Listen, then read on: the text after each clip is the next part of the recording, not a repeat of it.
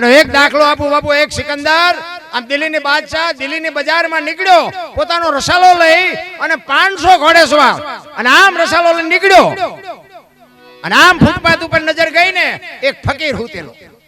પણ ફકીરની બાપુ મસ્તી એવી હતી ને એવી મોજ હતી ને સિકંદરને પરસ્યો વળ્યો કે મારા બેટો આમ તો જો હું તો ખાલી એક ધોતડી પહેરેલી, એક કોથળો પાથરેલો, પાણાનું ઓશીકું, પગ ઉપર પગ ચડાવીને બીડી ટેકાવીને બાપુ જમાવેલી હોય ને. સિકંદરે કીધું ઓલા રસાલો ઉભો રાખો. આમ તાકી રહ્યો એ કે મારે ઓલા ફકીરને કંઈક દેવું છે. ઉભા રહ્યો ને ફકીર પાસે ગયો. ફકીર તો એની મોજમાં બાપુ બીડી ટેકાવીને બેઠે હુતેલો. એ કે એ ફકીર એને આમ અંદર જોયું. એ કે માઈક હું તારી ઉપર આજ મને પોરના પલા છૂટે છે, મને મોજ આવી, તું મોજ આવી માઈક. એ કે મારે કાંઈ જોતું નથી. ઓલો સિકંદર ને પરસ્યો વળ્યો. હારું હું સિકંદર પોણા ભાગનું હિન્દુસ્તાન મારી પાસે છે, રૂપિયાનો તૂટો નથી, હોના ચાંદીનો તૂટો નથી ને આજ જો આ દિલ્હીનું રાજ માગે તો આપી દઉં, પણ આ મારો બેટો કે મારે કાંઈ જોતું નથી. ઈ કે પણ માગ હું સિકંદર છું. ઈ કે પણ તું સિકંદર હોય તો ભલે મોટો જે હોય, મારે કાંઈ જોતું નથી, શું તારી પાસે માગું? બહુ આને કીધું ને એટલે ઈ કે તમારી જો બહુ ઈચ્છા હોય ને તો થોડાક આમ આઘા ઉભા રહ્યો, તડકો મારી માથે પડે ને એટલે કે મને થોડી ટાઈટ વાય છે, એક બાજુ ઉભા રહ્યો.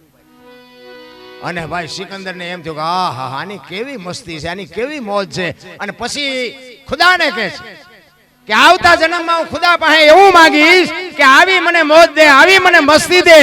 અને આ શબ્દો સાંભળ્યા પછી ફકીર બોલે છે, એનો જવાબ બહુ સાંભળ્યા.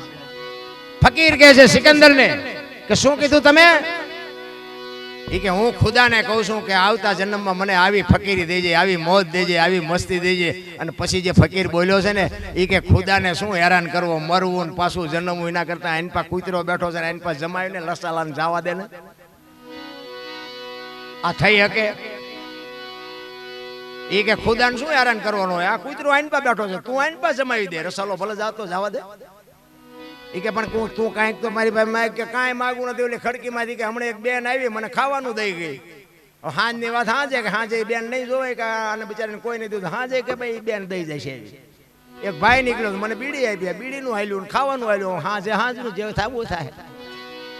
કેટલી બાપુ શાંતિ છે, કેટલી. અને જો કે ખરેખર વાત એ આમ જ છે. આ 84 લાખ યોની છે એવું કહે છે.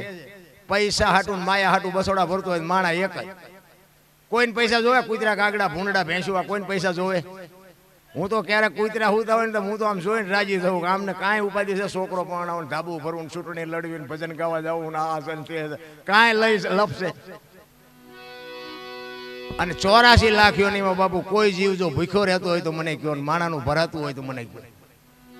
કીડીને કણ હાથીને મને 1000 આસવાળો દીધા કરે છે, પણ આપણે વજન લઈને ફરીએ છીએ. મેં આપ્યું, મેં કર્યું, મેં.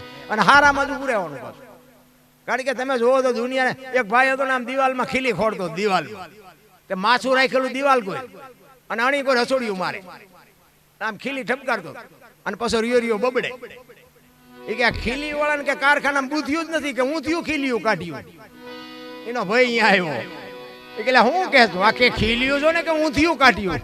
એને આમ જોયું ને કે હા છે તો હું, પણ કે તારામાં બુદ્ધિ નથી. કે કેમ? એ કે આ દિવાલની ક્યાં છે? આ દિવાલની છે. હવે અહીંયાથી પકડીને ગયા ને આમ ગયા ને ત્યાં જઈને મારી આખી જિંદગી દિવાલો ફેરવી, પણ ત્યાં ખીલી ન ફેરવી નાખી. મારી ખીલી ફરે, ફેરવો દિવાલો, તારા સમાધાન થઈ જાય. પણ બાપુ કરવું નથી.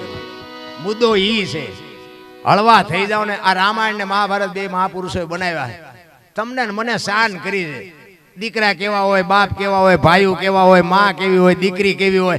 આ રામાયણમાં જો અને રળેલું ન ખાવું હોય મહાભારતમાં જો. લો બધા ઈમાં જ પડે, ઠેકી ઠેકી નથી દેવું જ કરે. દુર્યોધને એ જ કર્યું હતું ને. કૃષ્ણએ કીધું કે ભાઈ હસ્તિનાપુરની ગાદી તમે લઈ લ્યો, પણ આ 5 ભાઈ છે, 5 ગામ તો દો, અમને શું ખાવું? એ કે હોના નાકા ને એની જેટલું નથી દેવું. એ કે તો બાજવું પડશે. કે બાજવું છે પણ દેવું નથી. અત્યારે એવું જ નથી.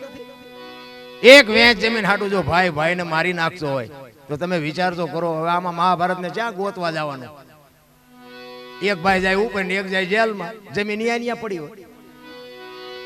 અને પછી આપણે ખબર કાઢવા જાય ને પછી શું કે ખબર ઓલું પસાવી ખાનું જાય ને તો ભાઈ જાય ભલે જાય, પણ મને બારો કટાવો થાવ વેચ જવા દીધી હોત તો તારે મોડું થઈ ગયું હોય. આ રામાયણ તમે જુઓ, અયોધ્યાની ગાદી એટલે દશરથ તારો દરબાર ઇન્દ્ર જેની આશા કરે પણ ભાઈઓ વિનાનું ભેકાર કડવું લાગે કાગડા. અયોધ્યાની ગાદી બાપુ સ્વર્ગમાં ઇન્દ્રને એમ થતું હતું કે જો અયોધ્યા જેવી ગાદી હોય ને તો સ્વર્ગ કરતા પણ સુહામણી છે. એટલા માટે બાપુ એટલે કે છે અયોધ્યાની ગાદી એવી હતી ને, પણ બાપુ અયોધ્યાની ગાદી બાકસના ખોખા ઘોડે રખડતી હતી બાપુ, કોઈ ધણી નહોતો. નોખી નોખી માયુના છોકરા હતા બાપુ, કેટલો રાગ હશે વિચાર તો કરો તમે. લક્ષ્મણને ભલામણ કરી, લક્ષ્મણ કે તમે મારા બાપ છો ને સીતા મારી માં છે, મારા મા બાપ જો વનમાં જતા હોય તો અયોધ્યાનું રાજ જેને જોઈને મુબારક. શું આ બાપુ દીકરાની વાતો કરીએ ભલામણ. એમ દાસી જીવન એટલા માટે રોવે છે. હે દીનબંધુ દયાળુ, ઈશ્વરના આભા કરવા માટે તો બાપુ સંતો જ રોયા છે, બાકી કોઈ નથી રોયા. સતાર બાપુને બ્રહ્મ જ્ઞાન થયું ને પછી ગાંડા જેવો થઈ ગયો, પાગલ થઈ ગયો, એને ખાવાની નાવાની હુવાની કાંઈ ભાન નહીં. અને ઈશ્વરનું બાપુ રટણ 24 કલાક ચાલુ. અને કોકે એને કીધું કે આ જો ગાંડો થઈ ગયો ભજનમાં ભજનમાં, જો આ ગાંડો થઈ ગયો. અને પછી બાપુ એને વાણી એના અંદરથી નીકળે, દુનિયાના શબ્દો કાનમાં પડ્યા ને વાણી નીકળી, શું પૂછો છો મુજને, હું શું કરું છું, મને જ્યાં ગમે અહીંયા હરું છું ફરું છું. આ દુનિયામાં વિચારી વિચારીને હું પગલા ભરું છું. તમે ગાંડા છો, હું ગાંડું છું, તો હું મારો નાથ બે જાણી છે. એને કહેનારા જેટલા હતા ને એને કોઈ નથી ઓળખતું. આ ગાંડો કહેતા તેને આખી દુનિયા ઓળખે છે, આજે ઓળખે. આ શબ્દની મારામારી છે. શબ્દ સમજાય તો ની વાત છે. જેસલ જાડેજો સતી તોરલ જેથી વાય કે ગયા ને રસ્તામાં પ્રસંગ બન્યો અને ગાહાડી તોરલ મુર્શિદ થઈ ગયા, ગાહાડી બાંધીને ગતમાં આવ્યા અને ગતમાં ગાહાડી ખોલી. કીધું તમે આવ્યા ને તોરલ, તો કે આ ગાહાડી છે બધું. ગાહાડી ખોલીને આખી ગત આરાધ કરે છે, તોરલ જાગતા નથી ને. પછી બાપુ જાડેજો કહે છે એક તારો લાવો મારી પાસે. જાડેજાને ક્યાં પુગાડ્યો છે તોરલ. પછી અહીંયા બાપુ જેસલ વાણી કરે, કઈ પીરજી પુકારે મુજા ભાવરા સતી, તમારા ધર્મને સંભાળો, પોતાના પૂન સિવાય પાર નહીં, ગુરુ સિવાય મુક્તિ નહીં. મારા બાપ વાણી તમને મને કઈ કહે છે. સતી તમારા ધર્મને, જો શબ્દો ઉપર ધ્યાન આપજો, બે ભેગા ભજન કરતા હતા. આપણા ધર્મને નથી કીધું, સતી તમારા ધર્મને સંભાળો. અને આવડી આ જ વાત સતી તોરલે જાડેજાને હમણાં મેં દરિયાની વાત કરીને એમાં કીધું હતું, જાડેજા પાપ તમારું પોકારો અને ધર્મ તમારો સંભાળો. બસ આવડી આ જ વાત હતી, બીજી કાંઈ વાત હતી નહીં.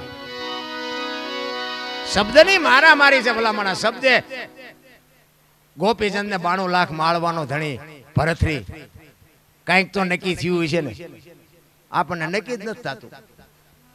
અને આ વૈભવમાં બાપુ નક્કી થવાનું ને એ આપણી ગેરંટી. હા, પૈસા ન હોય ને તારે જ નક્કી થાય. ભગત ને ઓસર્યું જ હોય, વાયલા પડાળ લગભગ હોય જ નહીં, પછી જ ભક્તિ હુજે. આ મને ભક્તિ લાગી ને એ આપણા કોઈ ધણી ન થયા ને પછી આ બાવા ધણી થયા, એટલે આ બધું ફાવ્યું. નકર આવા ધોકા પસાડતા હોય ભજન ગાય. અમારા દરબારમાં જેટલા કલાકાર છે, જેટલા ભજન છે, એટલા તમારા ફરતા ગામમાં જેટલા દરબાર છે લગભગ ઓછા છે. મને ચારે કોઈ હબાકા મીડ્યા આવો. હવે આ પહેરેલા હગા નો થાય પછી બીજો આશરો શું હોય. આપણે નક્કી કર્યું તો કીધું મરવું નથી, જ્યાં સુધી બને ત્યાં સુધી મારી લેવું કોકને, પણ મરવું નથી. કારણ કે આપઘાતનો વિચાર તો બાબુ કરાય જ નહીં. હું તો ના પાડું છું કોઈને. હા, એવું લાગે ને બાબુ ઘરમાં કદાચ દુઃખનું વાદળ ચડ્યું ને, આવા સાધુ સંતોની ઝૂંપડી અડધી કલાક બેસી જો કાળનો વિહામો થઈ જાય, બાકી પગલું ન ભરાય. આ એક તમને કહી દઉં, અત્યારની પ્રજાને કઈ કહેવાતું જ નથી. બોલો, કઈક આપણને પરોણે માર્યા છે લગભગ ને, આમાં બધા પરોણે હબોડે છે. આપણા માવતરે માર્યા નથી, પરોણાના હોળ પડી જાય પણ તોય એમ ન કીધું કે અમારે મરી જવું. અત્યારે આપણે એમ કે આપણે મોબાઈલમાં હું પડ્યો છું, કંઈક ભણવામાં ધ્યાન કરીને તમારા દીકરા ધુબકો મારી દે લ્યો, આખા ઘરના રોતા કરી મૂકે. એટલે માવતરનો આટલો હિસાબ નથી. અરે શું ભલામણા માવતરે આપણા માટે શું નથી કર્યું.